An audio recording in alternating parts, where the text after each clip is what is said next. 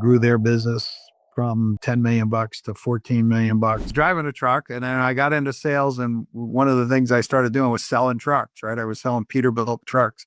And then one of the other sales guys there, he's like, "Hey, I know this little trucking company for sale. Do you want to go in on it, and let's buy it and build it up?" So I was like, "All right, let's do that." And did you We put bought this. money in, or did he put the money in, or did you do the seller? How did you buy it? So he put in the majority of the money. I did put in some money.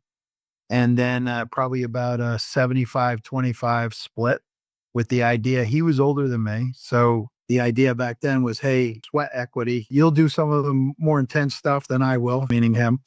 And so we took that business. It was only a couple $100,000. We built that up to about 6 million bucks.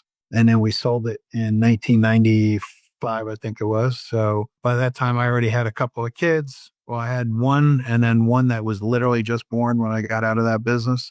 And then that's when I went into basically the leasing business, leasing large truck fleets.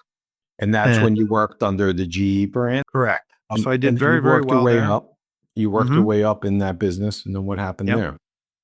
So then I left that business and I went into selling what's called terminal tractors, which are little one-man cabs. They use them in distribution centers, trucking depots, rail yards, ports, places like that. So it's a little one-man cab that moves trailers around at a high rate of speed, right? So they back under the trailer and it actually lifts the trailer off the ground instead of having to get out and crank up the landing gear and hook everything up. So you just lift it up in the air, move it to wherever they want to move it.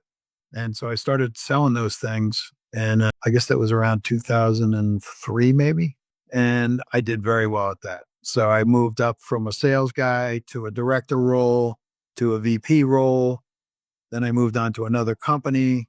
I did very well there. Grew their business from 10 million bucks to 14 million bucks and maybe 16, something like that.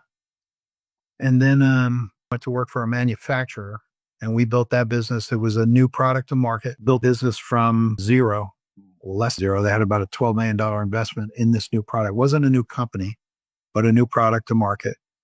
And when I left there, when I retired, that we were doing about $453 million a year on that business.